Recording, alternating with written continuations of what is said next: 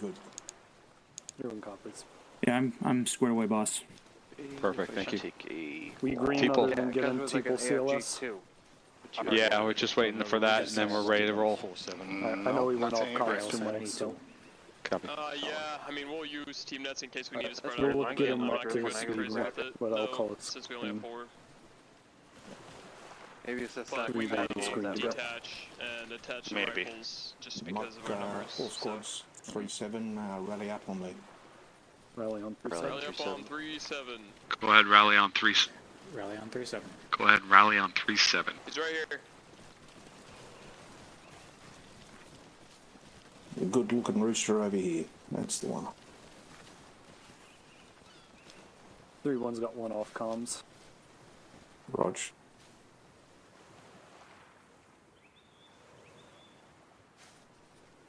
Okay, we'll make a start, gents.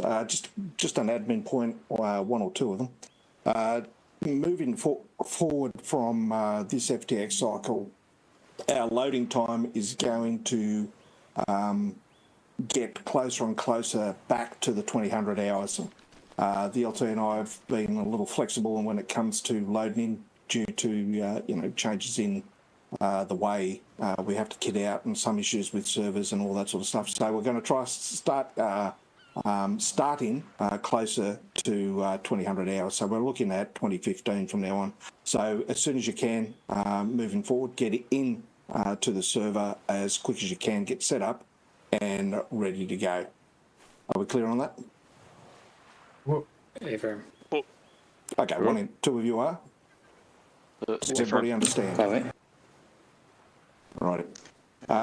Okay, today's FTX, we've been directed to do a little bit of training on all the elements of visual reconnaissance and familiarising ourselves with what we see on a map and the terrain on the ground.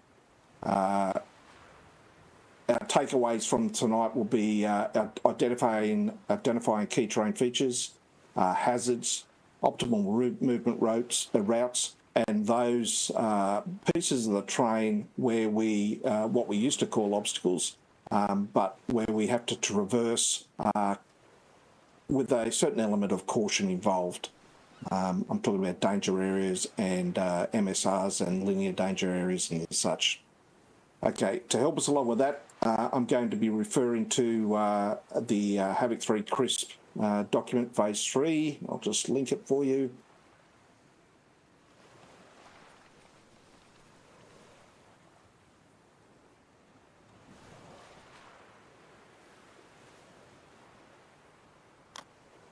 Should be able to see it there. If you open that and just follow on, I'm going to briefly go through it. Let me know if you can.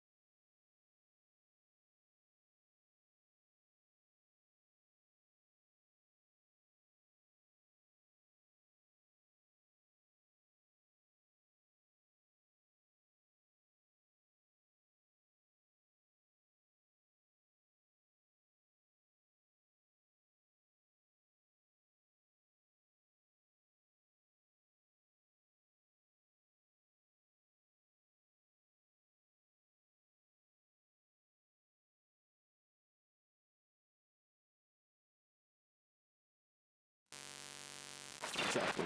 So what we have there is a re-entrant. And why is it called a re-entrant? Anyone else?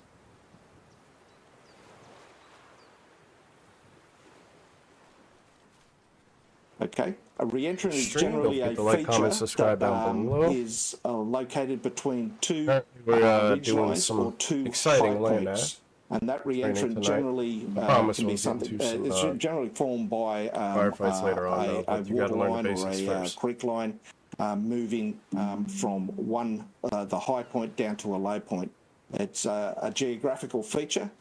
Those re-entrants are fairly well discerned on the ground and on a map. That's a good example that you've got there, Sunrani. And that re-entrant is running from south to north towards the coastline up around Tyrone Bay. Any questions on re-entrants? Somebody tell me why it's not a valley.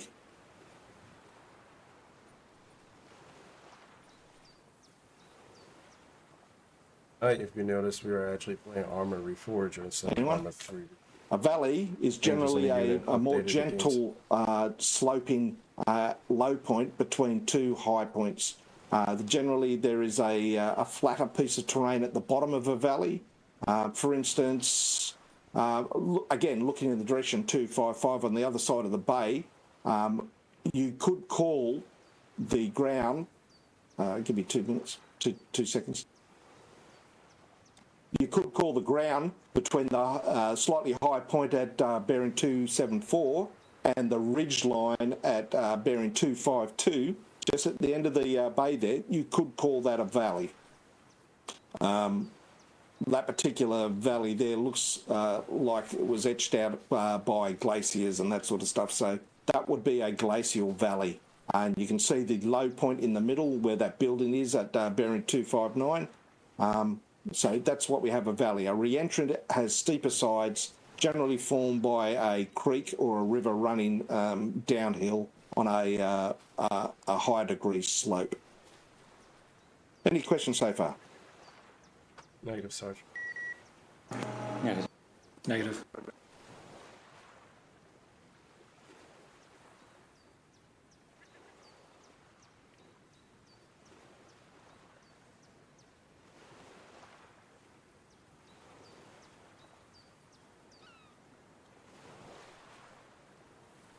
Sergeant, we can't hear you again. Hello? Hello. Now we can. Okay. So following that crisp document, moving down the page past the hill, highlighted hill map, you can see that there is a map, pictorial representation of a ridgeline. Anybody have any questions about what that ridgeline denotes and where we should be manoeuvring on it?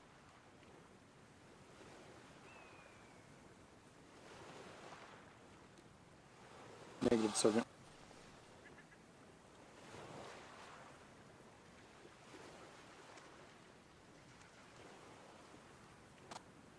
Sergeant, we cannot hear if you're speaking again. Okay, I'm obviously having comms issues here in that regards.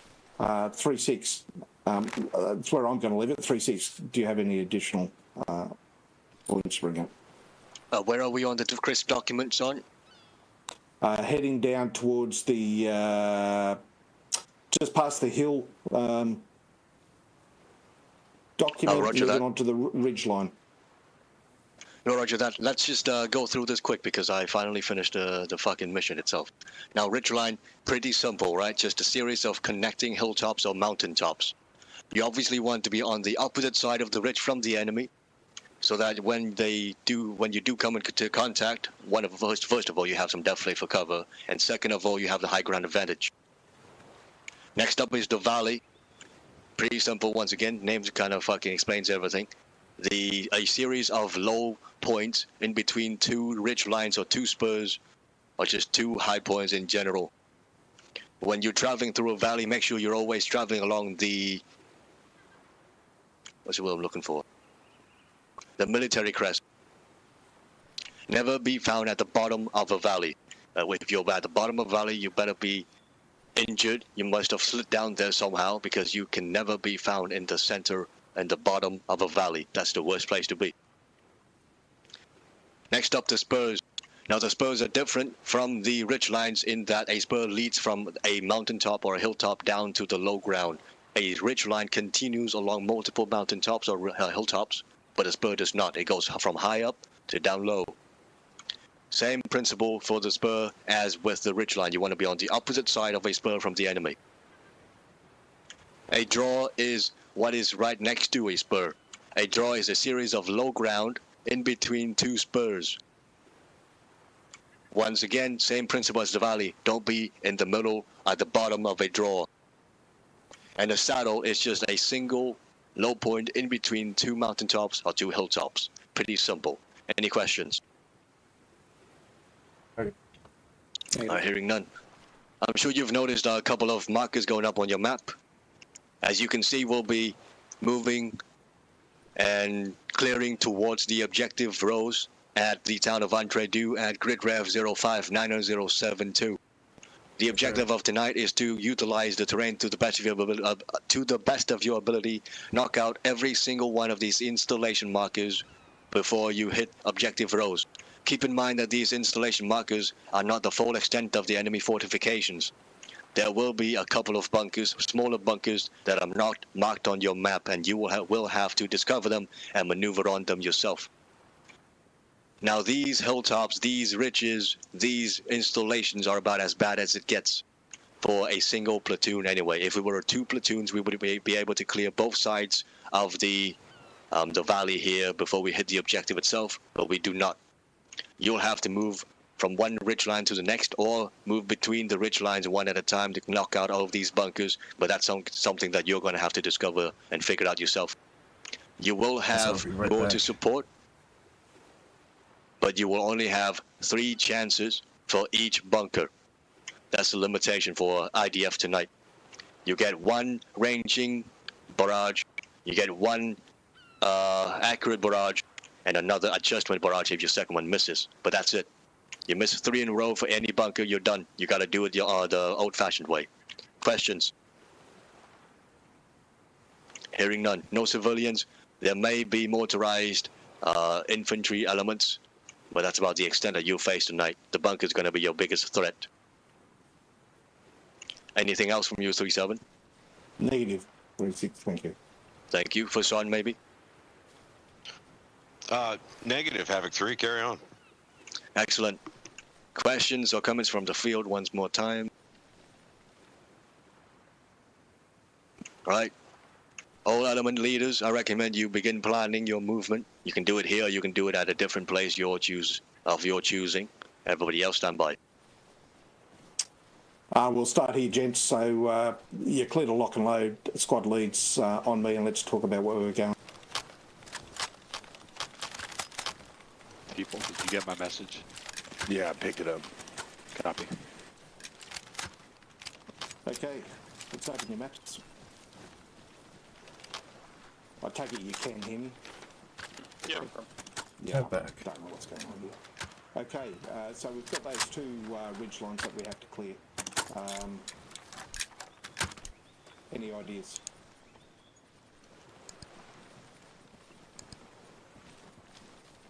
My initial thought is to move down the eastern ridge line, clearing through, getting eyes on, and doing accurate reconnaissance on the western ridge line, and then moving back around and crossing at that low point to the north around grid 066. What's that? 086. Thoughts, ideas? Make sure you use polar instead of grid when you call in for those mortars. It works easier. Sergeant First Class, so you're wanting to clear just that first installation or both installations on the east side? Let's clear the entire complex there on the east side. Looking at that. If I spin around fast enough, will I fly? River line, that river. No, you'll just get dizzy. The rushes. We need to be as far back Damn, as Wayne. possible towards the east. I mean, so as not he to doesn't draw need to attention sit from around that really upper fast echelon there to to get the busy. west. He's So I bending. want to hit that first installation, clear Yeah, that, let's move down, keep it hit locked the up for second now. installation, They're still talking. then manoeuvre back to the north across that low point in the ground, if not low point on the map where that crossing is, if not further to the north near the mouth of that river. Move around where that floral marker is that specialist manuals put down, and then come down, manoeuvring south, clearing those next three installations. That's my initial thought. Are we going to have birds for insertion? Negative, we're moving on foot from here. Roger. Guys, I gotta restart the stream. I'll be right back.